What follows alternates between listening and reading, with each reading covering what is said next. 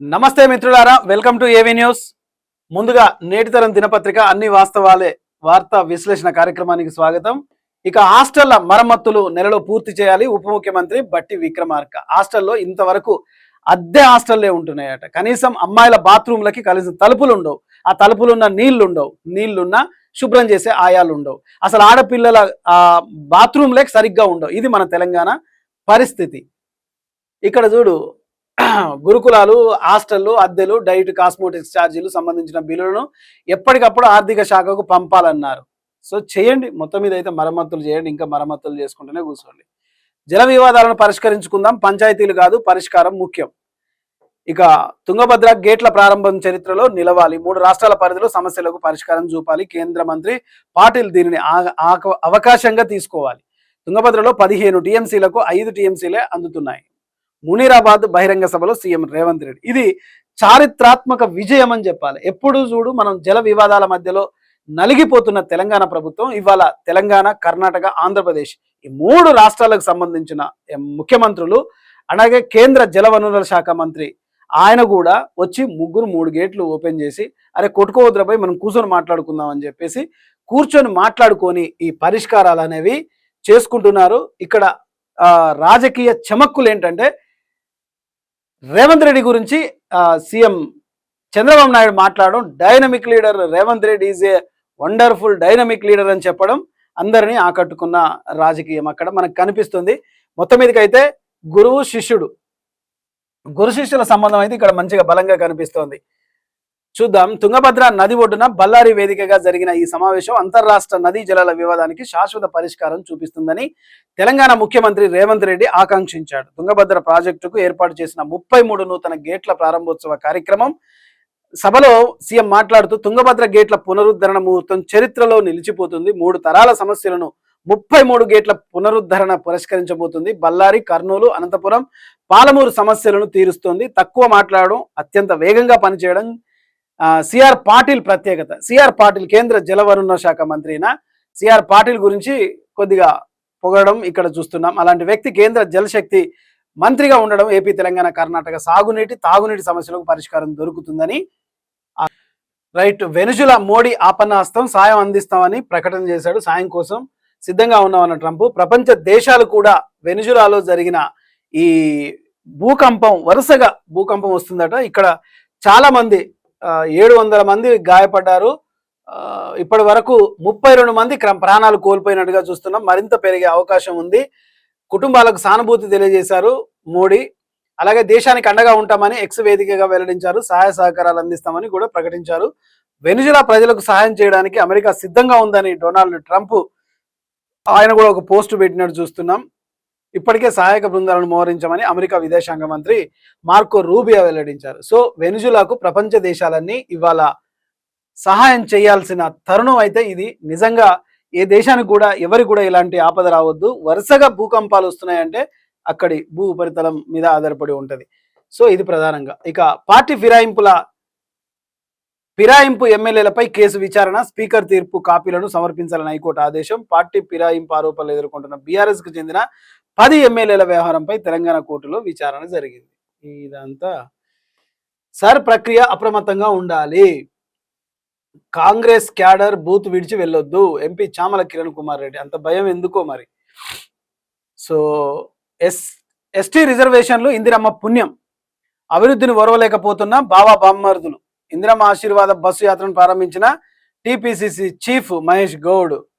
మహేష్ అన్న వార్త చూస్తున్నాం. ఇక్కడ ఇందిరాగాంధీ ఎస్టీ రిజర్వేషన్ ఇవ్వకపోయి ఉంటే నేడు లంబాడీలు, ఎరకలు, యానాదులు ఈ స్థాయిలో ఉండేవాళ్ళు కాదని పిసిసి చీఫ్ మహేష్ కుమార్ గౌడ్ అన్నారు. లంబాడీల బాగు కోసం కాంగ్రెస్ ప్రభుత్వం గతంలో కూడా ఇలాంటి ఎన్నో సంక్షేమ పథకాలు, ఇందిరమ్మ ప్రభుత్వంలో పంచవర్ష ప్రణాళికలు తీసుకురావడం కానీ, యూనివర్సిటీలు తేవడం కానీ చాలా జరిగాయి. గ్రామీణ ప్రాంతాల్లో విద్య, వైద్యం అభివృద్ధి జరిగింది అంటే కాంగ్రెస్ ప్రభుత్వంలోనే, ఇందిరమ్మ హయాంలోనే. ఎవరికి వినని ఒక నిరంకుశమైన మనస్తత్వం, ప్రజల సంక్షేమానికి పెద్దపీట వేసేది ఇందిరమ్మ మనస్తత్వంగా మారింది. అదే ఇక్కడ మహేష్ కుమార్ గారు చెప్తున్నారు. ఇక కర్ణాటకకు ప్రాజెక్టులతో మరణ శాసనమే, పాలమూరుకు చుక్క నీరు కూడా రాదు. మాజీ మంత్రి శ్రీనివాస్ గౌడ్. ఈయనకేం నాలెడ్జ్ ఉంది. ప్రైవేట్ కళాశాలల యాజమాన్యాలకు హైకోర్టులో స్వల్ప ఊరట. తెలంగాణ హైకోర్టులో ప్రైవేటు పాఠశాలల యాజమాన్యాలకు స్వల్ప ఊరట లభించింది. విద్యార్థుల నుంచి ఫీజులు వసూలు చేయొద్దంటూ రాష్ట్ర ప్రభుత్వం తీసుకొచ్చిన జీవో నెంబర్ 9లోని కొన్ని నిబంధనలపై హైకోర్టు స్టే విధించింది. మంగళవారం స్టే విధిస్తూ ఉన్నత న్యాయస్థానం ఉత్తర్వులు జారీ చేసింది. హైకోర్టు పలు వ్యాఖ్యలు చేసింది.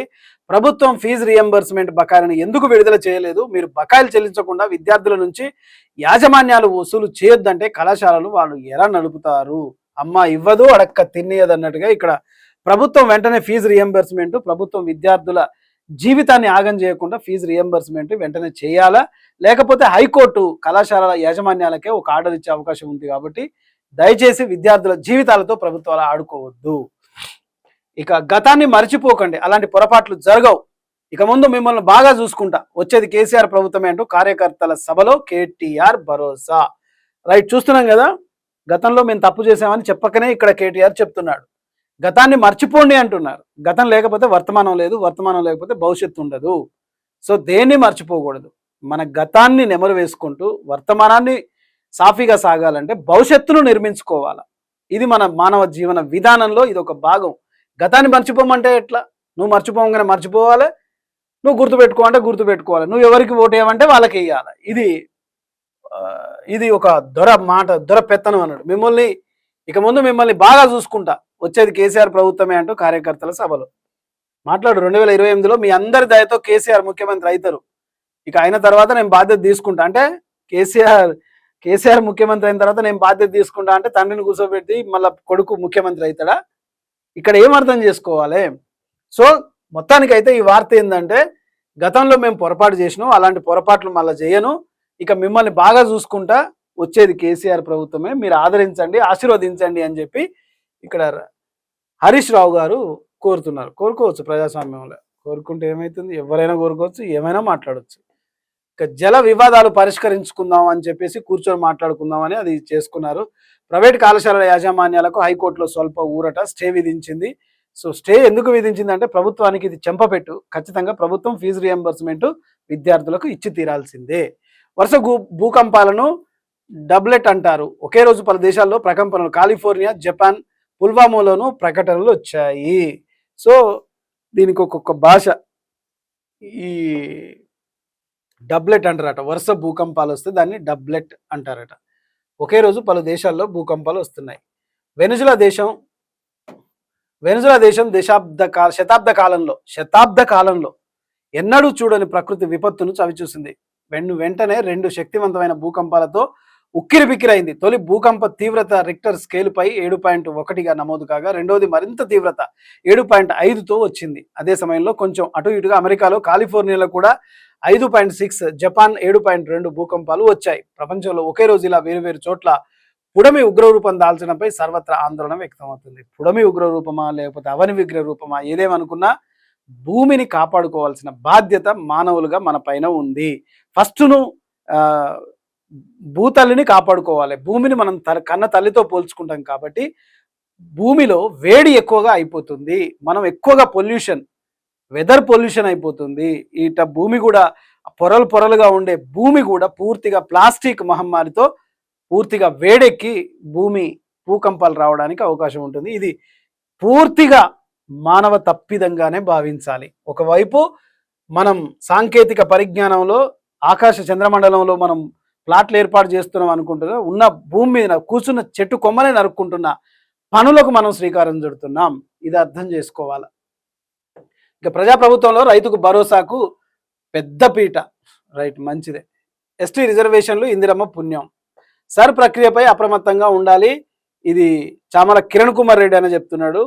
ఎందుకంటే నియోజకవర్గ ఇన్ఛార్జీలకు ఆదేశాలు ఇచ్చారట. బీహార్లో 76 లక్షల ఓట్లు, పశ్చిమ బెంగాల్లో 90 లక్షల ఓట్లను తొలగించారట. అందుకనే మనవి కూడా తొలగిస్తారేమో అని చెప్పేసి చామల కిరణ్ కుమార్ రెడ్డి అయితే చెప్తున్నాడు. కర్ణాటక ప్రాజెక్టులతో మరణ శాసనమే అంటూ బీఆర్ఎస్ ఒక ఘాటు కామెంట్.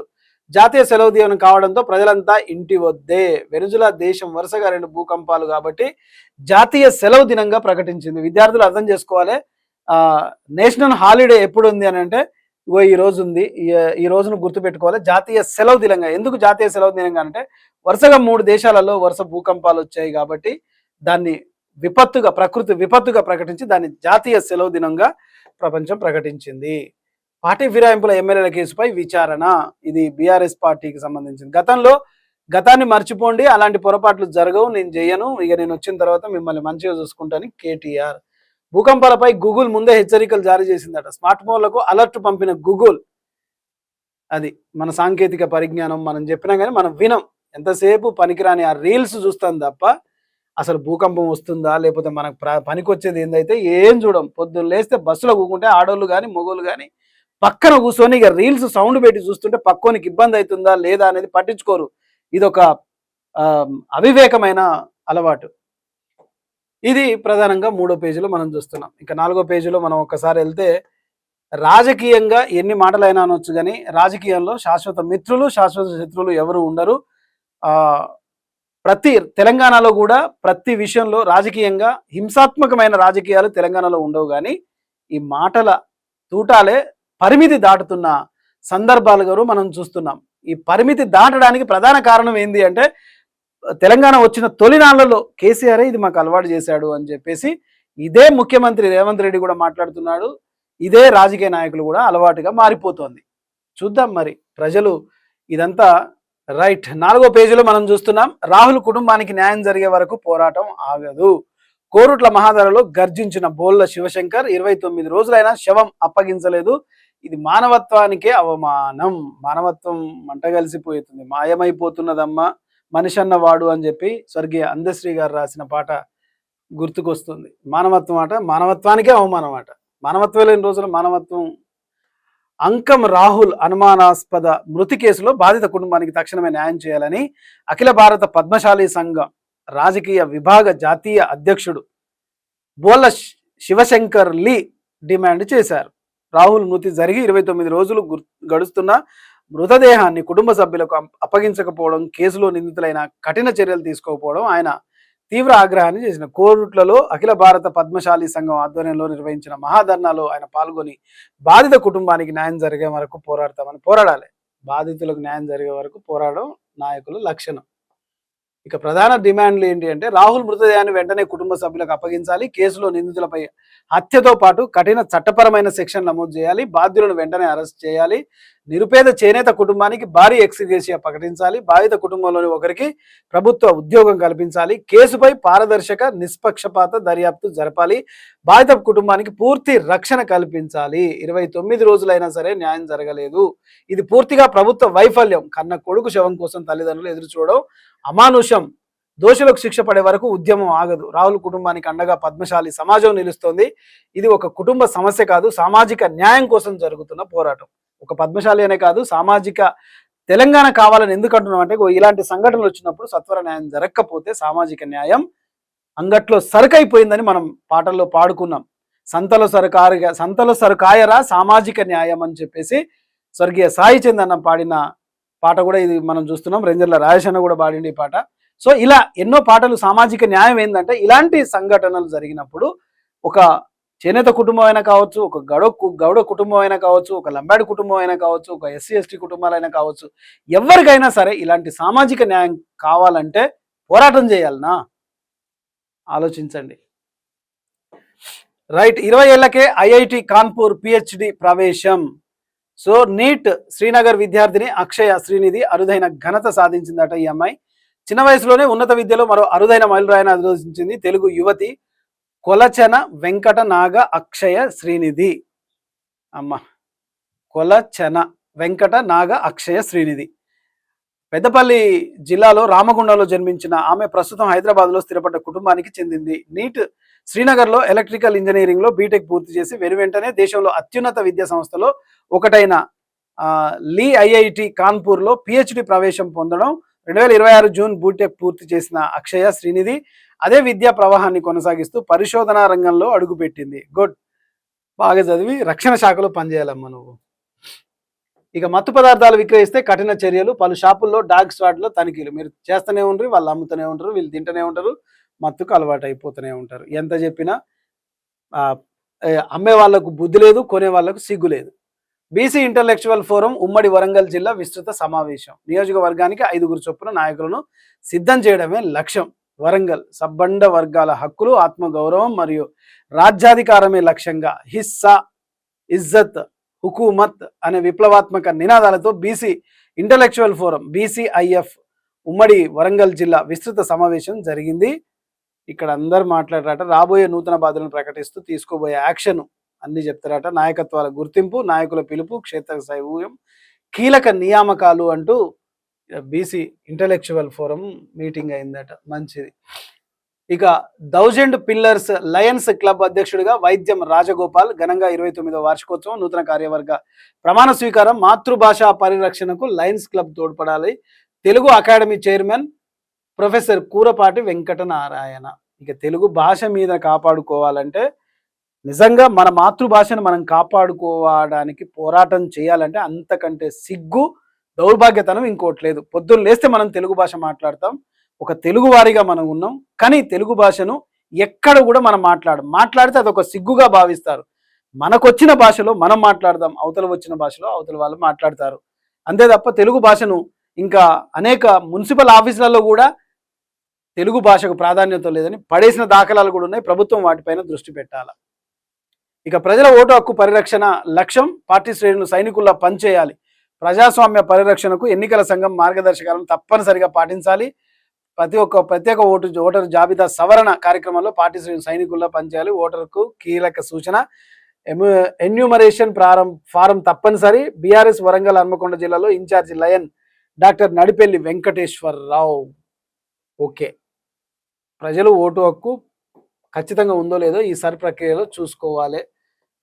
ఇది ప్రధానంగా. ఇక 5వ పేజీలో మనం చూసుకుంటే ఒకసారి, పేదల సంక్షేమమే కాంగ్రెస్ ప్రభుత్వ ధ్యేయం. కళ్యాణ లక్ష్మి, షాదీ ముబారక్, సీఎం ఆర్ఎఫ్ నిధుల పంపిణీ చెక్కులో కడియం శ్రీహరి.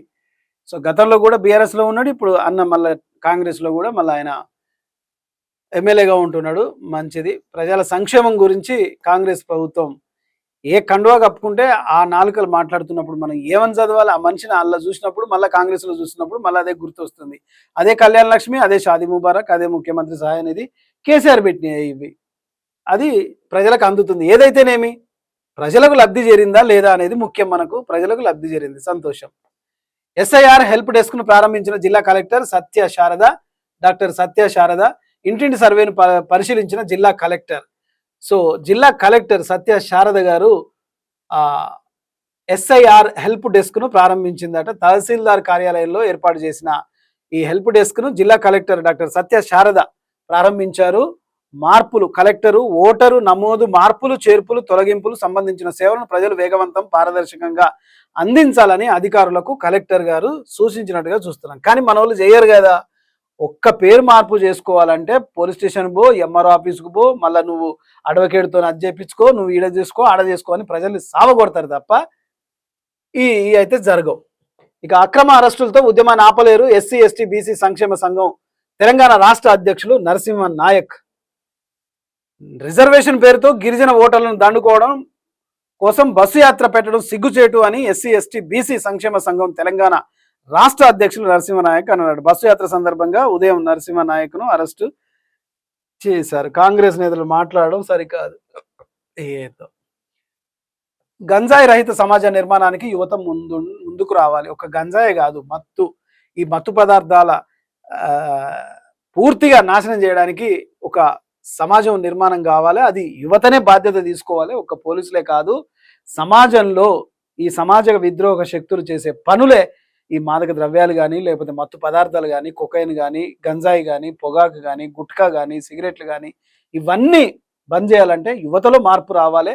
ఇప్పటికే జెన్జీ ఉద్యమం వచ్చింది కాబట్టి ఇదంతా జెన్జీ ఉద్యమం ఎట్లా ఉంది అంటే కేవలం ChatGPT మీద ఆధారపడుతుంది. వీళ్ళకి ఆలోచన చేసే శక్తి లేదనుకుంటారు. కానీ ఈ జెన్జీ ఉద్యమం తర్వాత, కాక్రోచ్ జనతా పార్టీ వచ్చిన తర్వాత యువతలో కొంత మార్పు వచ్చింది. ఇంకా మార్పు రావాలి. రాజకీయంగా, సామాజికంగా, ఆర్థికంగా కూడా యువత ముందుకు రావాలి, తిరగబడాలి, ప్రశ్నించాలి, పోరాడాలి. అట్లయితేనే ఈ సమాజం మంచిగా వస్తుంది. ఆజం జహీ మిల్ కార్మికులకు స్థలాలు కేటాయించాలి. ఐటీఎఫ్యు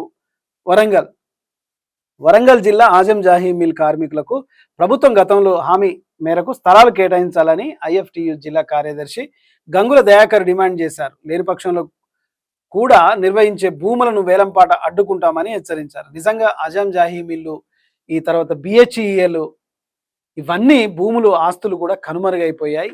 ఇవి ఖచ్చితంగా అర్హులైన వారికి ఇవ్వాలి, అది వారి హక్కుగా భావిస్తున్నాం. ఇక తుంగభద్రలో తెలంగాణ నీటి హక్కులకు గండం కొట్టే పనికి సీఎం మద్దతు ఇవ్వొద్దు అంటూ కల్వకుంట్ల కవిత. సో ఈ మా వార్త ఒకటి చూస్తున్నాం. పేదల ఇండ్ల స్థలాల కోసం వామపక్షాల పోరాటం ఉధృతం. మీరేం పోరాటం చేయాల్సిన లేదు. ఇందిరమ్మ పాలనలో ఖచ్చితంగా కాంగ్రెస్ పాలనలో ప్రతి ఒక్కరికి ఇల్లు ఇచ్చే బాధ్యత కాంగ్రెస్ ప్రభుత్వం తీసుకుంటుంది. ఇక ఘనంగా ఏఐఎస్టి 76వ ఆవిర్భావ దినోత్సవ వేడుకలు. అఖిల భారత విద్యార్థి బ్లాక్ 76వ ఆవిర్భావ దినోత్సవం జరుపుకున్నారట. రైట్, చూశారు కదా. ఇది ఇవాల్టి నేటితరం అన్ని వాస్తవాలే పేపర్ విశ్లేషణ. తిరిగి మరొక కార్యక్రమంలో మళ్ళీ కలుద్దాం. నమస్తే.